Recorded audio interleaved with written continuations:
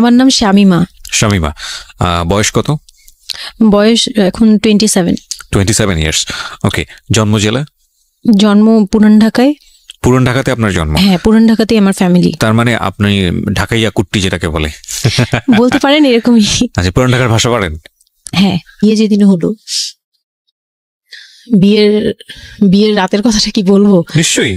আপনার যদি মনে হয় যে বিষয়টা সামাজিকতার জায়গাটা থেকে খুব সেন্সিটিভ, একটা মেয়ের মানসিকতার জায়গাটা থেকে, যেটা আসলে এটা আমার বলার মতো শক্তিও নাই। সত্যি কথা বলতে আমি এটাই আমার লাইফের সবচেয়ে বড় ট্র্যাজেডি, বিয়ের রাত। হয়তো আপনি খেয়াল করছেন কিনা জানি না, কিন্তু আপনি মাঝখানে বললেন যে আমি অ্যাফেয়ার করবো কিভাবে, আমার মন তো তখনই ভেঙে দিছে। কি হয়েছিল আমি জানি, আপনি খুব সুন্দর করে বলছেন গল্প, আপনি আপনার মতো করেই বলবেন। আমরা আসলে মূল মেসেজটাই পেতে চাই।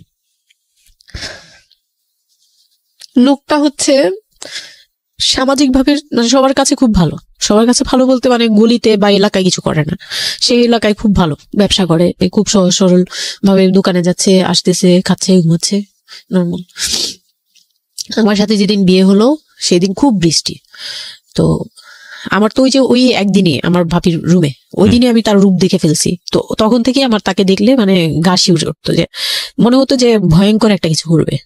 মানে মনে হতো, তখন আমি বুঝতাম না, সেক্সুয়াল লাইফটা বুঝতাম না যে সেক্স কি জিনিস, কিন্তু তখন একটা ভয় ঢুকে গেছে, খুব চাপা একটা ভয়। প্রথম কথা হচ্ছে যে আপনি একটা ছেলে এবং মেয়ের মধ্যে যে স্বাভাবিক সম্পর্কটা বিবাহ পরবর্তী, এটা সম্পর্কে আপনার কোনো আইডিয়া ছিল? আপনাকে কেউ বলেছে? এটা সম্পর্কে কোনো আইডিয়া ছিল না, শুধু জানতাম যে কিছু একটা হয়। আচ্ছা, কি হয় সেটা আপনি জানতেন না? আপনাকে বিয়ের রাতে বা আগে পরেও কেউ কখনো কিছু বলে না? আমার বিয়ের আগে আমার এক ভাবি ছিল, মানে যেই ভাবির বাসায় গেছে সেই ভাবি না, আরেকটা ভাবি ছিল, উনারই বড় যা আর কি। তো ওই ভাবি আমাকে জাস্ট কানে কানে বলছে যে আজকে কিন্তু যাই হোক একদম চুপ থাকবি, আমাকে এইভাবে বলছে। শুধু এটা বলেছে? শুধু এটা বলছে, আজকে যাই হোক। আরো ভয়ানক কথা বলেছে, মানে এটা শুনলে আরো ভয় লাগে। যাই হোক কি হবে, বলে কিছু বুঝো না তুমি, হ্যাঁ কিছু এতই ছোট, কিছু বুঝো না, এইগুলি বলতেছে। মানে আপনার মনে আরো বেশি ভয় ঢুকে গেছে? কোন ধরনের চিল্লাচিল্লি করবি না, চুপচাপ থাকবি, মানে জাস্ট হাসি মুখে এরকম করে বলছে। কিন্তু আমার কাছে একটু ভয় লাগছে তখনই, যে এই লোকটা তো ওই সময় যদি এরকম মানে খপ করে জড়া ধরতে পারে, এই লোক কি করতে পারে, কি হতে পারে, মানে এই টাইপের একটা ভয় কাজ করছে তখন এই জিনিসগুলো বুঝতাম না, মানে ফিজিক্যাল রিলেশন বা এগুলি এই সম্পর্কে কিছুই জানতাম না। জানতাম যে কিছু একটা হয়, হাজবেন্ড ওয়াইফে কিছু হয়, কিন্তু কি হয় এটা জানতাম না, এরকম ছিলাম। তো নর্মালি যখন বিয়েটা হলো, কমপ্লিট হলো, সে তো মানে কতক্ষণ রুমে যাবে। তারপর বিয়ের দিন যেটা আর কি, রাতের বেলা সবাই আমাকে নিয়ে আসলো বাড়িতে, মানে ওনাদের বাসায়। তো ওই বাসায় হচ্ছে একটা রুম, মানে প্রথম হচ্ছে বাসায় ঢুকেই কোনো বারান্দা টারান্দা কিছু নেই, শুধু রুম আর সিঁড়ি, সিঁড়ি ঘর। মানে পুরান ঢাকার বাসাগুলো একটু বেশি হয়তো, খুব ছোট ছোট হয়তো, ঘিঞ্জি টাইপের হয়। আমি একসময় জিএসআরসিতে কাজ করতাম, আমার ফার্স্ট জব ছিল ওটা, আমি সার্ভে করেছিলাম পুরান ঢাকায়। তো যেটা বলছিলাম যে ওই রাতে ওই একটা রুম, এরকম রুমের উপরে রুম, তার উপরে রুম, মানে সিঁড়ি রুম এরকম। আর প্রথম যে রুমটা মানে নিচতলায় যে রুমটা ছিল, সেই নিচতলার রুমের সিঁড়ির নিচে ছিল চুলা আর বাথরুম, সিঁড়ি কর্নারে। ওকে, মানে এটা হচ্ছে তো নিজের বাড়ি। ওকে, এইটুকুই ছিল। মানে 3টা রুম, মানে হচ্ছে হলো এক ধরনের বিল্ডিং, একটা বিল্ডিং, একতলা, দুতলা, 3তলা এরকম বিল্ডিং, বা 3টা রুম। হ্যাঁ, 3তলা বিল্ডিং, কিন্তু সিঁড়ি আর রুম। মানে কত অল্প জায়গার মধ্যে এই জিনিসটা ম্যানেজ করেছে। হ্যাঁ, আমি পরে শুনেছি যে এটা আধা কাঠারও নিচে, 1 শতক বা হাফ শতক জমি যেটাকে বলে। হ্যাঁ হ্যাঁ, শুধু একটা রুম আর সিঁড়ি, এইটুকু। তো ওইটুকুর মধ্যেই মানে বাড়িটা। তো ওই বাড়িতে আমার খালার বাড়ি ছিল, আমি তো প্রায়ই যেতাম, বেড়াতে যেতাম ছোটবেলায়। তো আমাকে নিয়ে গেল, আর 3তলার রুমে সবচেয়ে পরের রুম যেটা, ওটাতে আবার আমার মানে মেজু দেবর সম্পর্কে ছিল। সে মানে আমার বিয়ের 12 বছর আগে বিয়ে করে ফেলছে, সে লাভ ম্যারেজ করছে, মানে উপযুক্ত বয়সে বিয়ে করছে। আর আমার হাজবেন্ড আবার ছিল যে উনি আবার খুব লেটে বিয়ে করছে, মানে ফ্যামিলির দায়িত্ব পালন করে সবকিছু শেষ করে তারপর বিয়ে। 37 আসলে খুব লেট না, কিন্তু 37 এর জায়গা থেকে 13 বিয়ে করাটা খুব অবিবেচ্য। আমার জন্য তো সে অনেক বড়। যাই হোক, তারপর ওই দেবরের যখন বিয়ের 12 বছর হয়ে গেছে তখন উনি বিয়ে করছে।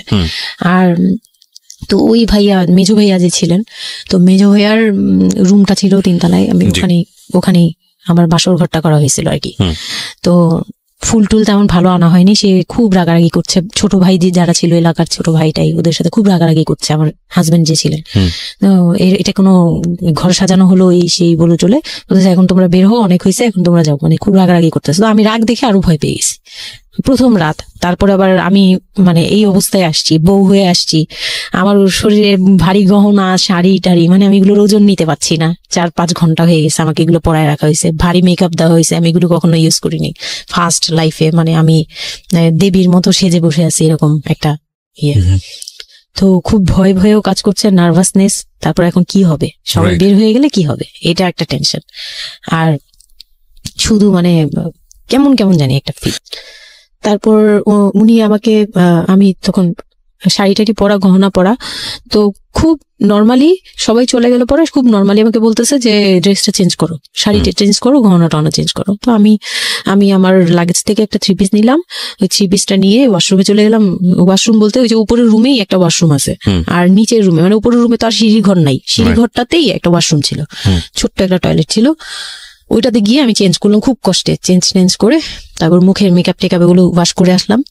তারপর আসার পরে উনি বলতেছে উজু করে আসো। হ্যাঁ, তো আমি উজু করলাম, উনি উজু করছে করে, মানে প্রথম রাতে নাকি নামাজ পড়তে হয় সবাই বলে দিছে, তো ওই নামাজ পড়লো আমাকে নিয়ে। নামাজ পড়ার পরে বেরিয়ে গেলাম, মানে আমি বিছানায় যে বসলাম, খুব ভয়ে ভয়ে আছি যে কি বলবে কি করবে জানি না। তো উনি আমার পাশে এসে বসে আমাকে ফার্স্ট কথা যেটা বললো, মানে এইটাই ফার্স্ট কথা ছিল যে আমি তো ওই ফ্যামিলির বড় ছেলে, আর তুমি তো আমাদের ফ্যামিলির সবাইকে চিনো জানো, তোমার তো আর চেনা জানার দরকার নেই। আর আমার তখন ওনার মা মারা গেছে 3-4 বছর, মানে 3 বছর হবে এরকম, 3 থেকে 4 বছর এরকম হবে। বলে আমার মা মারা যাওয়ার পরে আমি এখন সংসার দেখি, আমার হয়ে আমার মার জায়গাতে এখন তুমি। এটা শোনার পর আমার কাছে মনে হলো আস্ত একটা বাড়ি আমার মাথার উপর পড়লো। এটা আমি যেখানে নিজের এটা একটা বিষয়, ওই কথাটা কিন্তু খুব সুন্দর বলেছে, মানে ওর 37 ইয়ার্স এর জায়গাটা থেকে এটা খুব সুন্দর একটা কথা। কিন্তু কথা হচ্ছে 13 বছরের একটা মেয়ে কেন এটা বুঝতে যাবে? ওকে দিয়েটাই বুঝেছে যে এই 3 তলা একটা বাড়ি, 3 রুমের একটা বাড়ি ওর মাথার উপরে দিয়ে দেওয়া হলো।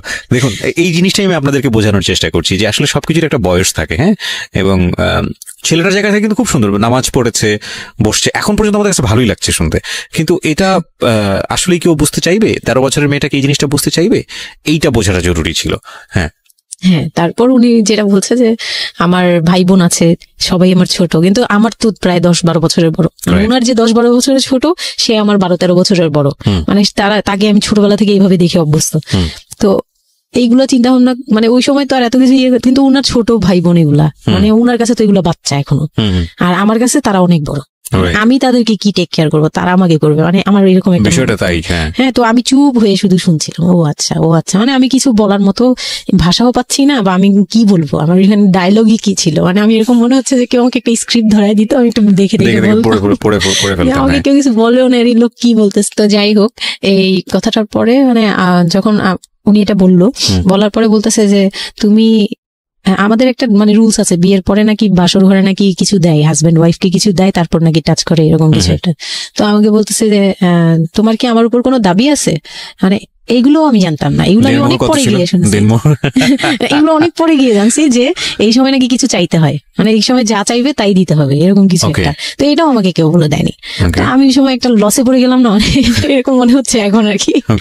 তখন আমাকে এটা কেউ বলে নাই। তো আমি বললাম যে না, আমি জানতাম না দাবি জিনিসটা কি। তো না বলার পরেই সে তো মানে আমার কাছে খুবই, মানে এই কথাগুলো বলতে আমি বলতে পারবো না। ঠিক আছে, বলার দরকার নেই, আমরা সিচুয়েশনটা বুঝতে পারছি যে ওইটা আমার ফার্স্ট নাইট ছিল, আর আমি ওগুলা মানে ওই ফিজিক্যাল ব্যাপারগুলো আমি বুঝতাম না, ওই সময়টাতে বোঝার কথাও না, বুঝতামও না, একদমই বুঝতাম না যে এই হয়। তো যখন উনি শুরু করলো, শুরু থেকে শেষ পর্যন্ত মানে খুব অল্প সময়ের মধ্যে খুব অমানবিকভাবে, মানে এটা এখন বর্তমানে যদি আমি কল্পনা করতে যাই, তাহলে এটা একমাত্র পারে রেপিস্টরাই পারবে, এটা রেপ ছাড়া কিছু ছিল না। এখন বুঝি, ওই সময় বুঝতাম না। আর ওই সময় আমি এগুলো বুঝতাম না দেখে, আর আমাকে একটা কথা বলা হয়েছিল, আমার মাথায় একটা জিনিস কাজ করছিল যে ভাবি বলছে যে এইখানে যা হবে এগুলো সবই ঠিক। হ্যাঁ, এখানে যাই হোক, মানে ভেঙে বলেনি, বলছে তোর সাথে আজকে যা হবে এটি ঠিক, আর এটা মেনে নিতে হবে, আর এটা যদি না মেনে নিস তাহলে মানে এই ধরনের একটা বলছে যে এটা আজকের রাতের কোনো চিল্লাচিল্লি করা যাবে না। তো আমিও চুপ করে, আমার কাছে মনে হচ্ছিল কেউ আমাকে ছুরি দিয়ে আঘাত করতেছে, মানে মনে হচ্ছিল যে কেউ আমাকে ছুরি দিয়ে আঘাত করতেছে, আর আমি ব্লাড দিয়ে পুরো, মানে আমার শরীরে সব ব্লাড বের হয়ে যাচ্ছে। আমার এরকম মনে হচ্ছে যে আমার শরীর থেকে সব ব্লাড বের হয়ে যাচ্ছে, আমি মানে গরু কাটলে যেরকম ইয়ে করে না, আমি ওরকম কাঁপতেছি, কিন্তু সে তার কাজ করলো। আমি খুব অবাক হয়েছি যে আমি উঠে বসতে পারতেছিলাম না, সে আমাকে টান দিয়ে উঠে বসাইছে, বসায় বলতেছে ওয়াশরুমে যাও। আমি ওয়াশরুমে কিভাবে গেছি আমি জানি না, আমি খুব ধরে ধরে খুব মানে খুব কষ্টে কাঁপতে কাঁপতে ওয়াশরুমে গেলাম, ফ্রেশ হয়ে আসলাম। আসার পর আমি খুব কষ্টে যে আমি যখন বিছানায় মানে ঘুমাতে যাব তখন আবার মাই গুডনেস, এরকম করে সে সারা রাতে মানে রাত 3টা থেকে ভোর সকাল 8টা পর্যন্ত 4 বার আমার সাথে এইরকম করলো। আমি আর সকালে উঠতে পারি না, মানে আমি উঠে বসতে পারি না। তারপর 2-3 দিন কি হয়েছে আমার মাথায় নেই, মানে আমি এখন আর এটা বলতে পারবো না, কারণ আমি পুরো সেন্সলেস ছিলাম আর ওনারে দেখলেই আমার ভয় লাগতো। সে যতবার আসতেছে সামনে। 2-3 দিন আপনি সেন্সলেস অবস্থায় ছিলেন? আমি জানি, মানে আমি সেন্স ছিল, কিন্তু আমি এখন গল্পটা বলতে পারবো না যে এই 2-3 দিনে কি কি হয়েছে। আচ্ছা আচ্ছা। এই 2-3 দিন আমার বৌভাত হয়েছে, আমাকে পার্লারে নিয়ে যাওয়া হয়েছে, কিন্তু আমি নিস্তব্ধ। আর তখন আমার মানে শারীরিক কন্ডিশন খুব খারাপ, কিন্তু সবাই বুঝতেছিল, কিন্তু কেউ বুঝতে দিচ্ছিল না আমাকে। মানে এভরিবডি অ্যাভয়েড দিস, মানে সবাই জিনিসটাকে অ্যাভয়েড করছে, তারা পার্টিটাকে এনজয় করছে। এটা শুধু আপনার ফ্যামিলির সমস্যা না, এটা আমাদের পুরো সমাজেরই সমস্যা। তারপর যেটা হচ্ছিল যে মানে ওই রাতের পর থেকে মানে ওই লোকটাকে আমার শুধুই দায়িত্ব মনে হয়েছে। মানে আমার কাছে মনে হতো যে এটা আমার দায়িত্ব, যে উনার বাসায় আমার থাকতে হবে, আর উনার সাথে থাকলে আমার এরকম করতে হবে। You feel like this, right? আপনি এই ঘটনা ঘটার পরে কি আপনি কারোর সাথে ডিসকাস করার সুযোগ পাননি যে আমি এরকম ক্লোজ কেউ ছিল না যে আপনার সাথে এরকম একটা বাজে ঘটনা ঘটছে, বা আপনি এটাকে রিকভার করতে পারছেন না মেন্টালি, বা আপনার সাথে যার বিয়ে হলো তাকেও বলতে পারছেন না যে আমার এইসব জিনিসগুলো? না, আমি উনাকে ভালোভাবে নিতেই পারছিলাম না। সোজা কথা, আমি উনার সাথে কোনো কিছু ডিসকাস করতাম না, বা অনেক পরে গিয়ে যখন ডিসকাস করেছি তখন উনি আমাকে উল্টাপাল্টা বুঝ দিয়েছে। মানে পরের সময়টাতে হ্যাঁ, ইট হ্যাপেন্স রেগুলারলি, না র্যান্ডমলি জিনিসগুলো হয়ে যাচ্ছিল আপনার সাথে? হ্যাঁ, প্রায় মাস থেকে 2-3 মাস এরকম হলো। তারপর মানে এটা আমি বলি যে প্রথম তো 4-5 দিন তো রেগুলার হলো, তারপর আমার ব্লিডিং অফ হচ্ছিল না, আমার কন্টিনিউ হচ্ছিল ব্লিডিং। তো এক সময় যে ব্লিডিং এর মধ্যেও তিনি অনেক বাজে ইয়ে করেছে। তো ওর পরে আমি বাসায় যেতে চাইলে বাসায় যেতে দিত না, এইভাবে ইয়ে করে ফেললো। আর ফ্যামিলিগত যে ব্যাপারটা ছিল, যে আমার ফ্যামিলি তো তখন, আমার আব্বু তো তখন একদম মানে ফিনান্সিয়ালি খুব উইক ছিল। তো বিয়ের পরে কিছু ফর্মালিটি থাকে, পুরান ঢাকার কিছু রুলস আছে যে বিয়ের পরে মেয়েদের প্রতি সপ্তাহে সপ্তাহে দেখতে যাওয়া, এটা সেটা পাঠানো, প্রতি সিজনে সিজনে এটা করা, এগুলো ব্যাপারে কেউ কনসার্ন ছিল না। মানে তখন মানে আমার ফ্যামিলির কেউ এরকম অ্যাক্টিভ ছিল না, মানে ছিল কিন্তু কেউ কেয়ার করেন। তারপর হচ্ছে এরকম করে আমার সময়গুলো কাটতে লাগলো। তো সবচেয়ে বড় কথা হচ্ছে, আমার যে হাজবেন্ড ছিল রিপন, উনি আমার বাবার দোকানে কাজ করতো একটা সময়। ওইটা হচ্ছে প্রায় আরো মানে আমার জন্মের সময় বা আমার জন্মেরও আগে। হ্যাঁ, তখন নতুন নতুন আর কি কাজ শেখার জন্য আমার আব্বুর দোকানে ঢুকছে এরকম। তো আমার আব্বু তাকে ক্যাশ বুঝিয়ে দিয়েছিলেন নাকি, তখন নাকি ক্যাশ দিত। তো আমি একটু যখন 2-3 বছরের, তখন উনি দোকান থেকে বের হয়ে নিজে ব্যবসা দিয়েছে, ওখান থেকে তিনি ইমপ্রুভ করছে। তো ওখান থেকে শুরু। আর আমাকে যখন বিয়ে দিছে, মানে আমার যখন বিয়ে হয়েছে, তো ওই রিপন যিনি, ওনার উদ্দেশ্য ছিল যে আমি আমার নানু বাড়ির অংশ পাবো, মানে সম্পদ। আমার নানু বাড়ি খুব বিশাল, মানে বললামই তো যে খুব বিরাট একটা অংশ। আর ওনাদের যে অংশটা ছিল সেটা অনেক আগেই নেওয়া হয়ে গেছে। মানে ওনার দাদা বাড়ি যেটাতে ওনারা ছিল 3 রুম, ওই যে ছোট ছোট 3টা রুম উপরে ওই বিল্ডিংটা তোলার পরে আমার মামা ওই অংশটা কেটে রাখছে, মানে আমার মামা রেখে দিয়েছে। আর আমাদের যে অংশটা ছিল তার লোভটা ছিল যে ওই বাড়িতে আমি একটা রুম হলেও পাবো। হ্যাঁ, তো আমার আম্মু তো আর ওটা নেয়নি। তো আমার হাজবেন্ডের ইয়েটা ছিল, টার্গেটটা ছিল যে ওই বাসায় একটা রুম হলেও পাবে। আর পুরান ঢাকা একটা রুম মানে অনেক কিছু, মানে ওখানে তো প্রায় 1 কোটি টাকা দাম কাঠা। তো একটা রুম মানে 1 কাঠা না হোক, আধা কাঠা হোক, 50 লাখ টাকা হোক আমার আসবে, এরকম একটা টার্গেট ছিল তার। তো আর বিয়ের সময় তো অনেক কিছু নিয়ে, মানে গহনা টহনা নিয়ে, ফার্নিচার নিয়ে নানান কথা তো শুনতে হয়েছে, ওগুলাও ফেস করছি। মানে ওগুলো খুব পেইনফুল ছিল ওগুলা, কারণ আমি তখন এত কিছু বুঝি না। আমি তখন মাত্র মানে জামা কাপড় বানাই, ঘুরি ফিরি, খাই দেয়, ব্যাস ওই পর্যন্তই। আমি কারো জিনিস নিয়েও মাথা ঘামাই না। ওখানে আমার উপরে প্রেশার আসছে যে আমার ফার্নিচার এমন কেন, আমার গহনা এমন কেন, তুমি বাসায় বলো না কেন, তোমার খাট এখনো আসতেছে না কেন। আমার বিয়ের পর খুব বৃষ্টি ছিল তখন, মানে আমার ফার্নিচার, আমার চাচা ছিল ফার্নিচারের ওনার বিজনেস, তো আমার চাচার ফ্যাক্টরি থেকেই সবগুলো ফার্নিচার আসবে। তো ওনারা বলতেছে যে জাস্ট একটা কারণেই লেট হচ্ছে, রোদ পাচ্ছি না, রোদ পেলে তারপর কাঠগুলো শুকাবে, তারপরে হ্যাঁ, মানে জয়েন্ট দিলেই এখন এটা ফেটে যাবে, এখন জয়েন্ট দিলে প্রবলেম হবে। এই জিনিসটা ওরা বুঝতেছে না। ওরা বলতেছে কেন দেরি করছে, নাকি ফাঁকি দিচ্ছে, নানান ধরনের কথা তৈরি করতেছে। আর এই দিক দিয়ে আমি পেইন খাচ্ছি, ওই দিকে এক পেইন, মানে রাতে গিয়ে এক পেইন, দিনের বেলায় পেইন। মানে আমি পুরো মানসিকভাবে মানে বলে না যে আমি হয়তো বা প্যারালাইজড এর মতো হয়ে গেছিলাম, আমার মানসিক ভাবটা জাস্ট শুনি আর শুনি, কিছু বলতে পারছি না এরকম। আর বাসায় গিয়ে কোনো কিছু বলি না, কারণ আব্বু অসুস্থ, আব্বু মেন্টালি অনেক আব্বু যখনই জিজ্ঞেস করে আম্মু তুমি ভালো আছো তো, আমি খালি হাসি দিয়ে বলছি হ্যাঁ। যতবার জিজ্ঞেস করে তুমি খুশি আছো তো, আমি হ্যাঁ। আমি একটা কথাই বলছি, হ্যাঁ ভালো আছি। আসলে আমি ভালো ছিলাম না, কিন্তু বুঝতে দেইনি। ওই লোকটার ছোট বোনগুলো আমার সাথে অনেক রাফ বিহেভ করছে।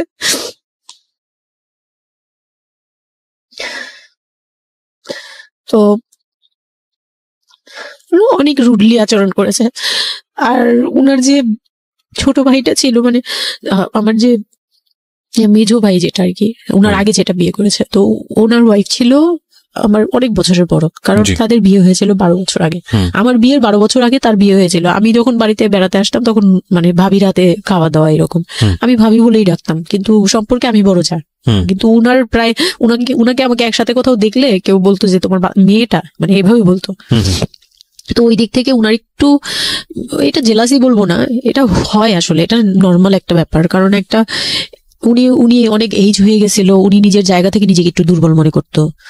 আমাকে এমনিতে সাপোর্টও দিত, আবার অনেক সময় দেখে কিন্তু পেইনও দিত, অনেক পেইন দিত। কিন্তু আমি ওই সময়টাতেই কেন জানি আমি ছোট থেকে এই জিনিসগুলো বুঝতে চেষ্টা করি যে কেউ আমাকে কেন জেলাসি করছে, কারণ তার মধ্যে কোনো দুর্বলতা আছে, আমার ওইটার জন্য মায়া হয়।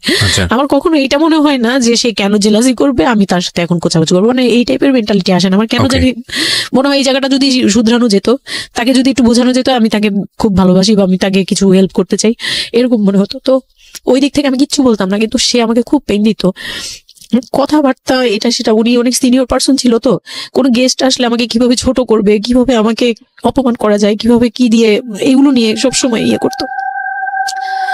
ওই দিকগুলো খুব পেইনফুল ছিল। তো ওগুলো যখন শেষ করলাম, মানে আমার যাকে বলতাম মাঝে মাঝে দুই একটা কথা, এগুলো নিয়ে সে আবার মানে মানে এখানে সেখানে বলে আরো ব্যাপারটাকে বড় বানাতো। তো আমি তখন বুঝতাম না, এখন বুঝি। তো এর মাঝখানে হলো কি, আমি প্রেগনেন্ট হলাম। না, বিয়ের 1.5 মাস পরে আমি হচ্ছে কক্সবাজার যাব। আমার হাজবেন্ড বলতেছে যে ঈদ চলে আসছে, তুমি ঈদের মধ্যে কিছু না নিয়ে আসো, ঈদের পরে আমরা কক্সবাজার যাই, এখানে কোনো খরচ টরচ যাতে আমাদের না হয়, হ্যাঁ এই জন্য আমরা কিছু কিনবো না। আমি বলছি আচ্ছা ঠিক আছে। তো তখন হচ্ছে বসুন্ধরা সিটি মার্কেটটা হচ্ছে নতুন হয়েছে। তো উনি বলতেছে আমরা বসুন্ধরা সিটিতে যাব শপিং এ, কিন্তু উনি যেটা বলতেছে যে আমার মানে বসুন্ধরা সিটিতে যাবে, কিন্তু আমাকে যে কিছু কিনে দিবে না এটা আমি জানতাম না। তো ওনার সাথে আমি গেলাম, প্রায় 20 থেকে 25 হাজার টাকা শপিং করলো। ওগুলা হচ্ছে সব ওনার বোন জামাই, বোনের বাচ্চা কাচ্চা, মানে ফ্যামিলির জন্য আর কি, ভাই বোন। আমিও পছন্দ করে করে কিনলাম সবার জন্যই যা যা লাগে। কেনাকাটার পরে আমি তো তখন ছোট মানুষ, তখন তো আমার 13-14 বছর বয়স। তো আমি কখনো এমন হয়নি যে আমি ঈদে জামা কাপড় নিইনি বা জামা কাপড় নতুন জামা কিনিনি, এরকম কখনোই হয়নি। তো ওইটা আমার বিয়ের ফার্স্ট ঈদ। তো আমার একটা শখ ছিল কি যে অন্তত একটা কটন ড্রেস হলেও আমি পাবো, এরকম একটা ইয়া ছিল আমার ভিতরে, যে না আমাকে কি আর না দিবে নাকি, বলছে দিবে না, হয়তো বা ভালো কিছু দিবে না, হয়তো নর্মাল কিছু হলেও আমাকে দিবে, ঈদে তো আর পুরনো জামা পরে থাকবো না। তো আমার এরকম ধারণা ছিল। ও পুরো শপিংটা শেষ করলো সারাদিনে, আমি রোজা রেখে পুরো শপিংটা করলাম খুব চয়েস করে করে। লাস্ট মোমেন্টে যে সে আমাকে নিয়ে চলে আসতেছে, যখন সে আমাকে নিয়ে রওনা দিল, মানে আমার মনটা খারাপ হয়ে গেল। আমি কিচ্ছু বলিনি, প্রথম ঈদ এটা, তো আমি কিচ্ছু বলিনি। such a idiot, মানে nothing to say, মানে speechless totally। হ্যাঁ, পরে উনি কিচ্ছু কিনে দিল না আমাকে, তখন আমি না মনটা খারাপ হলো আমার, কারণ স্বাভাবিক এটা। আমার এখনকার বয়স হলে হয়তো হাইড করতে পারতাম, আমি এখনো পারি না। সত্যি কথা বলতে আমি কখনোই নিজেকে হাইড করতে পারিনি, এখন তো, তখন তো আরো পারতাম না। তো উনি আমাকে করলো কি, যে আসার সময় বলতেছে যে একবারে নিচে, তখন বলতেছে তোমার কি মন খারাপ? আমি বলছি যে না, আমি তো কিছু নেই নাই, ঈদের দিন কি পরবো?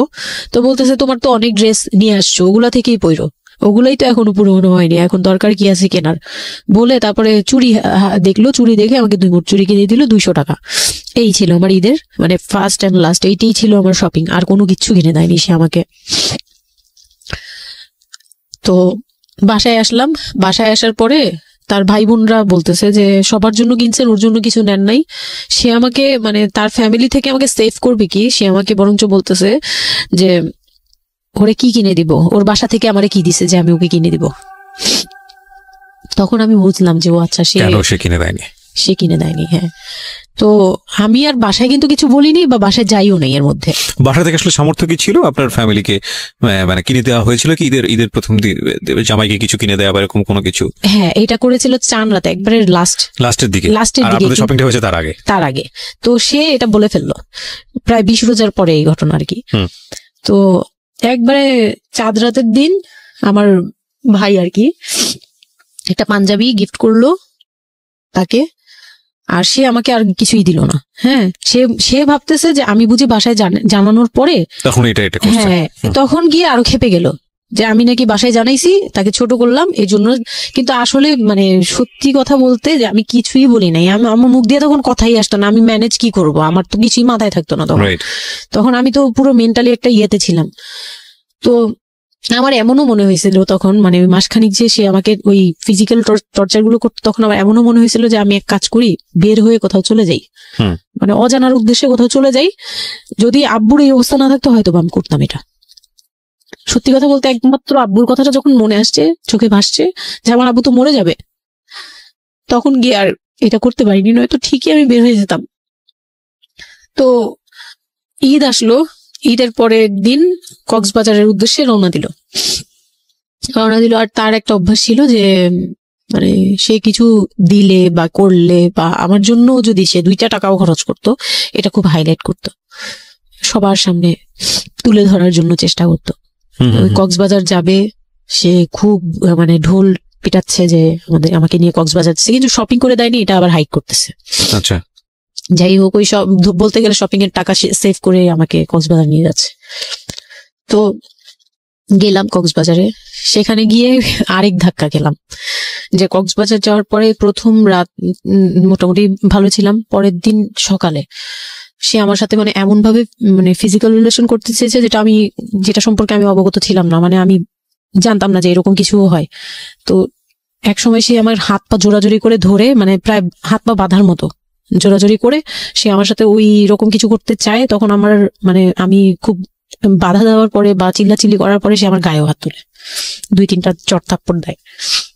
আপনাদের মধ্যে সম্পর্কের জায়গাটা কি আপনি তখনও কি ওনাকে আপনি করে বলতেন? হ্যাঁ, আমি এখনো স্টিল নাও। তার মানে বিষয়টা এরকম হয়ে গেছে যে ওই দূরত্বটা বিয়ের পরে ছিল এবং সেই দূরত্ব থাকা অবস্থায় ও ওই জিনিসগুলো প্র্যাকটিস করে যাচ্ছে ওর মতো করে, এবং সেখানে যখন ও সাকসেসফুল হতে না পারছে তখন সে আপনার গায়ে হাত তুলছে, তাই তো? সেটাই। হ্যাঁ, তারপর আর সবচেয়ে বড় কথা হচ্ছে সে তার জায়গাটা, সে তার চাওয়াগুলো সব পূরণ করতেছে, বাট আমার দিকটা দেখছে না। এবং সে যে শুধু আমার না, মানে সে মানুষটাই এমন, আগে বুঝি নেই, পরে অনেক ধীরে গিয়ে পরে বুঝতে পেরেছি যে উনি সম্পূর্ণ সেলফ সেন্টার, মানে নিজে যেটা অধিকার সেটা সে আদায় করে নিবে, তার বাকিগুলো নিয়ে তার কোনো মাথা কি হচ্ছে বা কার কি হচ্ছে এটা দেখার বিষয় না, এটাই মেন্টালিটি। তো এইগুলো করার পরে আমার মানে খুব পেইন হলো, আমার খুব কষ্ট হলো যে আমি কবে ঢাকায় যাব, একটা পেইন। ওটা কি জীবনের প্রথম কক্সবাজার যাওয়া? হ্যাঁ, ওইটা আমার লাইফে ফার্স্ট। চিন্তা করে দেখুন, এক ধরনের হানিমুনি বলা চলে ওদের জন্য। হানিমুনি করা হয়েছিল, কিন্তু ওটা আমার জন্য হানিমুন ছিল না, অন্য কিছুই ছিল। আচ্ছা, খুব পেইনফুল ছিল। যাই হোক, আমি খুব ভয়ে ছিলাম যে এখানে আমাকে মেরে ফেললেও কেউ জানবে না, এরকম একটা ফিল ছিল আমার ভিতরে। চিন্তা করতে পারেন, প্রত্যেকটা মোমেন্ট একটা মানুষ, একটা মেয়ের সাথে, একটা ছেলের সঙ্গে বসবাস করছে একটা মেয়ে, এবং তাদের স্পেশাল মোমেন্টস গুলো তার জন্য ভীতির কারণ। সে হয়তোবা তখন এরকম মানে চিন্তা করছে যে এই স্পেশাল মোমেন্টটা যেন না আসে, ওর সঙ্গে স্পেশাল টাইমটা যেন না হয়, রাত যেন না হয়। বিষয়গুলো তো এরকমই ছিল, কারণ ওর জন্য কিন্তু এগুলো অনেক ভয়ানক রকমের টর্চার। হ্যাঁ, তারপর আর আমার সাথে যারা ছিল, মানে ফ্যামিলি তো 2টা গিয়েছি আমরা, মানে আমার হাজবেন্ড আমাকে নিয়ে গেছে, আর হচ্ছে আমার চাচাতো বোনের রিসেন্ট বিয়ে হয়েছিল, চাচাতো বোনের হাজবেন্ড আর চাচাতো বোন, ওরা 2জন গিয়েছে। কিন্তু ওরা ওদের মতো ছিল, আমরা আমাদের মতো ছিলাম, এরকম আর কি। তো ওইভাবে আর আমাদের সাথে ইয়ে করা হয়নি যে একদম সব বিষয়ে ডিটেলস বলা। আর আমার চাচাতো বোন আমার অনেক বড় ছিল, যার কারণে আমি আপুকে বলতাম না, লজ্জা পেতাম। তো ওই দিক থেকে 3 দিন পরে 4 দিনের দিন আমি খুব জেতাজেতি করে, মানে কান্নাকাটি করে চলে আসবো করতেছি, কিন্তু আমাকে কেউ আর জিজ্ঞেস করতেছে না যে কেন। মানে আমার বোন জামাইও বিষয়টা খেয়াল করেনি, আমার বোনও খেয়াল করেনি যে আমি কেন বারবার চলে আসতে যাচ্ছি।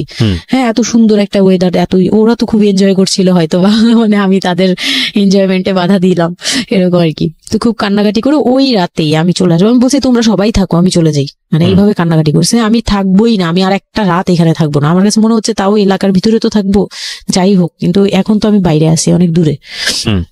আমার কাছে এরকম মনে হচ্ছিল যে আমি যদি মরে যাই, আমি যদি যে কোনো সময় মারা যাবো, এরকম মনে হচ্ছিল। তো আমি ওই সময় বলাতে ওরা সবাই মিলে চলে আসছে, সবার মন খারাপ যে আমার জন্য চলে আসতে হলো তাদের। তো ঢাকায় আসলাম। ঢাকায় আসার পরে ঈদের ছুটির শেষে সে তার মতো করে বিজনেস করতেছে, আমি আমার মতো ঘরে ছিলাম। 2-3 মাস গেল, কোরবানি ঈদ আসলো, প্রথম কোরবানি ঈদ। কোরবানি ঈদের সময় যেটা হলো সেটা হচ্ছে আমার মামার বাসা থেকে মাংস, কোরবানি ঈদের যে মাংসটা পাঠায়, পুরান ঢাকার একটা ইয়ে আছে যে নতুন বিয়ে হলে বাবার বাড়ি থেকে রান পাঠানো হয়, একবারে পুরো একটা রান ধরে পাঠিয়ে দেয়, বাবার বাড়ি থেকে মেয়েদের পাঠায়, মানে কোটাকুটি নাই, রানী পাঠিয়ে দিতে হবে, একদম আস্ত পাঠায়। এটা পুরান ঢাকার রেওয়াজি, একবারে যে কয়টা মেয়ে থাকবে ওই কয়টা রান বাসায় যাবে, মানে ওই রানগুলো কেউ কাটতে পারবে না, একদম আস্ত পা ধরে দিয়ে দিবে একবারে। আচ্ছা আচ্ছা, ইন্টারেস্টিং তো। হ্যাঁ, এটা কিন্তু পুরান ঢাকার একটা রেওয়াজ, এখনো আছে। মানে কোরবানি হলেই সঙ্গে সঙ্গে রানটা যাবে মেয়ের বাসায়। আচ্ছা, মেয়ের বাসায় যেতেই হবে এটা। তো ওইরকম আমার মানে ওরা আশা করছিল যে আমার মামা এরকম করবে, কিন্তু আমার মামা তো প্রায় অনেক বড় গরু দেয়, আর একটা দেয় না, 2 থেকে 3টা দেয়। তো ওনার নিজেরই আছে 3টা মেয়ে, 3 মেয়ের শ্বশুর বাড়িতে পাঠাতে হয় 3 রান। মানে এখন এক মেয়ের, বড় মেয়ের যে 20 বছর 22 বছর হয়ে গেছে বিয়ের, তারপরও পাঠাচ্ছে, প্রতিনিয়ত পাঠাতে হয়। তো ওই দিক থেকে আমি যদি এখন আরেকটা নেই, তাহলে উনার কিন্তু আরো কাউকে উকিল দিয়েছে, বা আরো কোনো মেয়ে আছে, মানে আমার উকিল দিয়েছে, আমার খালু দিয়েছে, আরেক খালু, আমার ওই খালা হচ্ছে আমার আম্মুর খালাতো বোন, মামাতো বোন, কিন্তু আমাদের বাসায় মানে আমার নানু বাড়িতে বড় হয়েছে দেখে আমার আম্মুর খুব ক্লোজ। তো ওই খালু আমাকে উকিল দিয়েছে। তো ওই দিন করলো কি, যে এই রান পাঠায়নি বলে, সেই রান পাঠায়নি ঠিকই, কিন্তু রানের যে উপরের অংশ, মানে বড় একটা পিস আমার বাসায় পাঠানো হয়েছে আমার উদ্দেশ্যে, আর নামটা আমার লিখে দিয়েছে, আমার নাম লেখা এটা পাঠিয়েছে। তো ওই মাংসটা রেখে যখন চলে গেছে না আমার ভাই, তার ছোট বোন, আমি তখন মানে দেখলাম যে মানুষ কতটা হিংস্র হলে পরে এরকম ফেস হয়। আমি তো চুপ করে বসে আছি, আমি কিছুই মাথায় নেই যে এটা নিয়ে যে কি হবে, আমি বুঝিই নেই বিষয়টা। সে মাংসটা ধরে রাস্তায় ফেলে দিছে ঈদের দিন রাস্তায় ফেলে, এই মাংসে কেন ওর নাম লেখা থাকবে? তাহলে এই যে আমরা কি, আমরাও তো ভাগ্নি, মানে আমরাও ভাগ্নি, আমাদের বাড়িতে আমার মাংস আসছে, ওর নাম দিয়ে আসছে, তাহলে রান আসলো না কেন? দোষ হয়ে গেছে, এটা খুব বড় অন্যায় হয়ে গেছে। ভয়ানক। আমি ভয়ানক বলছি কারণে যে আমাদের সমাজে কিছু কালচার আছে যেগুলো আসলে মেয়ের বাড়ি থেকে পূরণ করা হয়, ধরে নেওয়া হয়, বা ছেলের বাড়ি থেকেও। সেটা পাঠ্য বইয়ে তো থাকে না এগুলা, মানে কালচারে আছে, এগুলো শুনতে ভালো লাগে, কিন্তু প্র্যাকটিসের জায়গা থেকে যদি এটা অত্যাবশ্যকীয় নিয়ম হয়ে যায়, কখনো কখনো যেটা কতটা ভয়ানক পেইনফুল হয়। কান্ট ইউ এভার ইমাজিন যে বাবার সামর্থ্য নাই, তারপরে তাকে চিন্তা করতে হচ্ছে যে আমার মেয়ের বাড়িতে একটা রান পাঠাতে হবে, আমার কোরবানি দেওয়ার সামর্থ্য নাই, এই রান পাঠানোর জন্য আমাকে কোরবানি দিতে হচ্ছে। মানে আমাদের এই ব্যাড প্র্যাকটিস গুলা কতটা ভয়ানক হয়ে গেছে আমাদের সমাজে, এবং ইনফ্যাক্ট এগুলো নিয়ে কেউ কখনো কথা বলে না। এগুলো নিয়ে কথা বলা উচিত। একটা মানুষ, একটা সোসাইটি চেঞ্জ হবে কিভাবে, একটা মানে পুরো কমিউনিটি চেঞ্জ হবে কিভাবে, একটা রাষ্ট্র চেঞ্জ হবে কিভাবে, এই ছোট আমরা তো সব জায়গাতেই পয়জনাস। এই ছোট ছোট বিষয়গুলো যদি চেঞ্জ না হয়, আমরা যে এত ডিগ্রি নিচ্ছি, প্রতি বছর পিএইচডি, বুড়ি পিএইচডি বের হচ্ছে, ডক্টরেট, হ্যাঁ, আমাদের বিশ্ববিদ্যালয়ে ভরে যাচ্ছে, আমাদের ছেলেমেয়েরা গোল্ডেন A+, আমাদের পাশের হার বাড়ছে, কিন্তু এই সব যে মানে খোরা কালচার, ল্যাংড়া টাইপের কালচার, এগুলোর যে পরিবর্তন হচ্ছে না, এগুলো নিয়ে যে কেউ কখনো কোনো কথা বলে না, এগুলো নিয়ে না পত্রপত্রিকায় কথা হয়, না কোনো মিডিয়াতে কথা হয়, অথচ এগুলো আমাদের জীবনটাকে পঙ্গু করে দিচ্ছে, এবং এগুলো নিয়ে কেউ কখনো কথা বলে না। আমরা যৌতুক নিয়ে কথা বলি, এবং যৌতুক একটা ঘাতক ব্যাধি, আমরা যৌতুক মোকাবেলা করতে পেরেছি, কিন্তু এই কালচারের মধ্যে যে যৌতুক ঢুকে বসে আছে, সেটা নিয়ে আমরা কেউ কখনো কথা বলি না, এবং এগুলো নিয়ে কথা বলা উচিত। নইলে আমরা আসলে কিওর হব কিভাবে? আমরা যে বলি যে আমাদেরকে শুদ্ধ হতে হবে, আমরা মানুষ হিসেবে ভালো হতে হবে, বাট হাউ? আমাদের তো রন্ধ্রে প্রবলেম। সো প্রবলেমটাকে প্রবলেম বলা উচিত, অ্যাটলিস্ট কাউকে না কাউকে তো স্পিক আউট করতে হবে, এবং স্পিক আউট করলে তাহলে এই প্রবলেমগুলো সামনে আসবে, এবং সামনে আসলে এগুলো নিয়ে কিওর নিয়েও মানুষ কথাবার্তা বলবে। আমি তো জীবনে কোনোদিন শুনিও নাই, আমি জানি না পুরান ঢাকার এই কালচার যে মেয়ের বাড়িতে রান পাঠাতে হয়, এটা এখনো আছে, এবং এটা নিয়ে মোটামুটি মারামারি বাঁধার মতো অবস্থা। হ্যাঁ, এটা নিয়ে মানে এটা কোনোভাবেই মিস করা যাবে না, এরকম অবস্থা। তো আমার বাসায় কিন্তু রান আসছে, আমার বাসায় পরে রান আসছে। ওকে, ওইটা ছিল ঈদের দিন। হ্যাঁ, ঈদের দিন তারা আমাকে খুব খুব ব্যাডলি কথা শুনাইছে আমাকে, সামনে বসিয়ে রেখে, মানে 4-5 ভাই বোন একসাথে বসে যেরকম মিটিং, মনে হয় আমি অনেক বড় একটা পাপ করে ফেলছি তার ভাইয়ের কাছে বিয়ে হয়ে। আমার পাপ হয়েছে যে আমি নাকি তার ভাইকে কিভাবে ভুলিয়ে ভালিয়ে, আমি তখন ভুলাবো কি, আমার তো ভালানোর প্রশ্নই আসে না। আমি তখন মনে মনে মানে হাসিও পাচ্ছে, আমি অবাক হচ্ছি যে এগুলো কি বলতেছে, আমি নাকি তাদের ভাইকে হাত করেছি, এই টাইপের কি কথা বলতে, মানে আমি এখন বলতে পারবো না বুঝিয়ে। তো এইগুলো বলছে, তো আমার কাছে খুব মনে হচ্ছে যে আমি কান্না করতেছি, খুব কান্না করছিলাম। তো কান্না করার পরে আমার যে হাজবেন্ড ছিল, সে কেমন একটা লোক যে সে এটাও বললো না যে মাংসটা তুলে নিয়ে আসি। এটা তো একটা মানে বলতে গেলে কোরবানি দেওয়া হয়। আপনার শ্বশুর বেঁচে ছিল না? না, আমার শ্বশুর শাশুড়ি দুজনই মারা গিয়েছে। তার মানে ওই পরিবারের মূল হর্তাকর্তা হচ্ছে আপনার হাজবেন্ডই? হ্যাঁ। আচ্ছা। তো তখন সে ওই মাংসটা নিয়ে আসলো না, ভাই বোন ফেলে দিছে, সেও তাদের সাথে তাল মিলাচ্ছে, কিন্তু আবার আমাকে সরাসরি কিছু বলছে না। কারণ পুরান ঢাকায় তো কুকুরের অভাব নাই রাস্তাঘাটে, আমি যেটা দেখি। না, ওইগুলির ভিতরে নাই, ছিল না, ওইগুলিতে ছিল না, থাকলে হয়তো। আর এগুলো করলে তো আপনাদের যে কালচারটা, সেটা হচ্ছে পুরান ঢাকায় একটা জিনিস খুব ভালো লাগে, একটা ফ্যামিলির খবর একটা ফ্যামিলি জানে, যে এই ফ্যামিলি পরিবারে কি হচ্ছে, এই পরিবারে কি হচ্ছে। আশপাশে তো খুব মানে ওরা তো খুব লাগানো বাড়ি ঘর, তো সবাই শুনে, এক দেয়াল দুই বাড়ি। তার মানে এগুলো কত কানাঘুষো তো হচ্ছিল নিশ্চয়ই। পুরো এলাকা, আমি যে কি পরিমাণ মানে লজ্জা, মানে অনুতাপ, আমাকে মানে এমন বানিয়ে ফেলছে যে আমি ওই বাড়িতে শুধু। ক্লাস 9-এ পড়ো একটা মেয়ে, যেখানে তার মানে রঙিন স্বপ্ন নিয়ে ডানা মেলে বাঁচার কথা, এবং ঢাকাতে বড় হয় একটা মেয়ে। ক্যান্ট ইউ এভার ইমাজিন সেই মেয়েটার ঈদের সময় আমরা সাধারণত দেখি যে সকালে একটা ড্রেস পরবে, দুপুরে একটা পরবে, রাতে একটা পরবে, বান্ধবীদের সঙ্গে ঘুরে বেড়াবে, এবং মানে পাংখা যেটাকে বলে ওইরকম একটা এইজ। সেই সময়টাতে তার মাংস নিয়ে টানাটানি শুরু হয়েছে, এবং তার বাড়িতে মাংস আসলো কিনা সেটা নিয়ে টানাটানি শুরু হয়েছে, এবং সে মহল্লায় বেরোতে পারছে না নিজের মুখ, এবং এভরি নাইট তার উপরে ফিজিক্যাল টর্চার। এবং ক্যান ইউ এভার ইমাজিন যে আমাদের সমাজের মেয়েরা, নারীরা কতটা সহ্য করে?